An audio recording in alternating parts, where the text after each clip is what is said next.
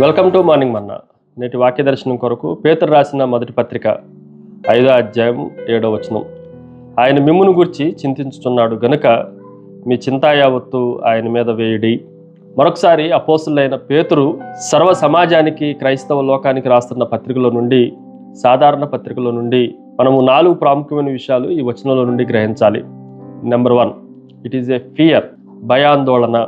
ఈ మాటను మనం జాగ్రత్తగా ఆలోచన చేస్తే మీ చింత యావత్తు, ఇది మనలో ఉన్న భయానికి, ఆందోళనకు కారణంగా కనిపిస్తూ ఉంది.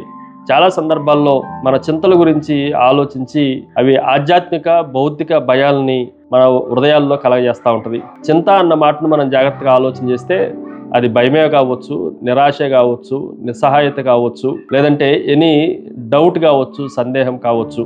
ఇవన్నీ మన జీవితాల్లో మనము పైకి లేవలేకుండా అవి మనల్ని అణిచిపెడతా ఉన్నాయి. దీనిని ఎరిగిన దేవుడే స్వయంగా చెప్తున్న మాట ఏంటంటే, మీ చింత యావత్తు ఆయన పైన వేయుడి అని మనల్ని చింతల నుండి బయటికి తీసుకురావటానికి ఆయన ప్రయత్నం చేస్తూ ఉన్నాడు. కొన్నిసార్లు ఒక స్కూల్ పిల్లవాడు కావలసిన పుస్తకాలు కాకుండా వేరు పుస్తకాలన్నీ, అనవసరమైన పుస్తకాలన్నీ బ్యాగులో పెట్టుకొని స్కూల్కి వెళ్తే అది ఎంత భారంగా, కష్టంగా అనిపిస్తుందో, మనం కూడా అవసరం లేని చింతలన్నిటినీ, అదృశ్యమైన భారాలన్నింటినీ మనం సంచిలో వేసుకొని మోస్తే మనం కూడా పూర్తిగా దేవుడితో జర్నీ చేయకుండా మధ్యలోనే ఆగిపోవటానికి అవకాశం ఉంది.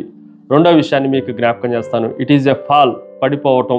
చాలా సందర్భాల్లో భయాందోళనలో, చింతల్లో నివసించేవారు ఖచ్చితంగా పడిపోవటానికి అవకాశం ఉంది.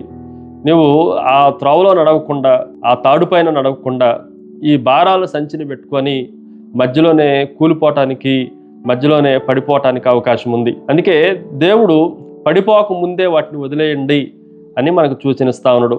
ఈ భారాలతో పడిపోయి ఏదో ఒక రకమైన హార్ట్ అటాకో, ఏదో ఒక రకమైన హెడ్ఏక్ రాక మునిపే ఈ చింత యావత్తుని ఆయన మీద వేయండి, మీరు పడిపోకుండా నిలబడండి అని మనల్ని ఆహ్వానిస్తున్నాడు అన్న సత్యాన్ని గ్రహించాలి. మూడో విషయాన్ని మీకు జ్ఞాపకం చేస్తాను. ఇట్ ఈజ్ ఎ ఫెయిత్, విశ్వాసము. ఈ మాటను కూడా మనం జాగ్రత్తగా ఆలోచన చేస్తే మనల్ని నడిపించడానికి దేవుడే మనకు సహాయకుడిగా ఉన్నాడు అన్న విశ్వాసాన్ని మనం కలిగి ఉండాలి. ఆయన మిమ్మును గురించి చింతించుతున్నాడు అన్న మాటను మనం జాగ్రత్తగా ఆలోచన చేస్తే మన గురించి ఆలోచించేవాడు ఒకడున్నాడు అన్న విషయాన్ని మనం గ్రహించిన వారమై ఆయన పైన విశ్వాసాన్ని కలిగిన వారంగా ఉండాలి. ఒక వంతెన ఇటువైపు నుంచి అటువైపు దాటాలి అనంటే కింద నీళ్లు ఉండొచ్చు, పడిపోవటానికి అవకాశాలు ఉండొచ్చు.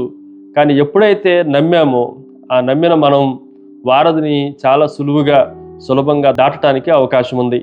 ఆ వారధి మన ప్రభువైన యేసుక్రీస్తే అన్న భరోసాని, నమ్మకాన్ని మనం కలిగి ఉండాలి.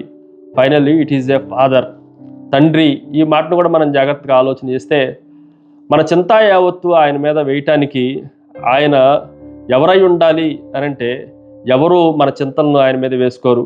మన గురించి చింతించేవాడు భూమి మీద ఎవడో ఉండడు. కానీ ఒక్క ఆయన చింతించగలడు. ఆయన ఎవరు అనంటే తండ్రి మాత్రమే.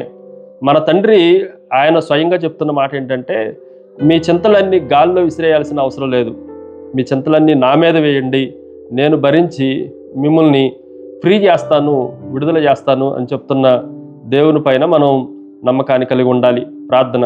సకల ఆశీర్వాదములకు కారణభూతులు తండ్రి, మా చింతా యావత్తుని నీ మీద వేసినప్పుడు మీరు మాకు స్వేచ్ఛను అనుగ్రహించినందుకే మిమ్మల్ని స్తుతిస్తూ యేసు నామమున అడిగి వేడుకుంటున్నాం తండ్రి. ఆమెన్. God bless you.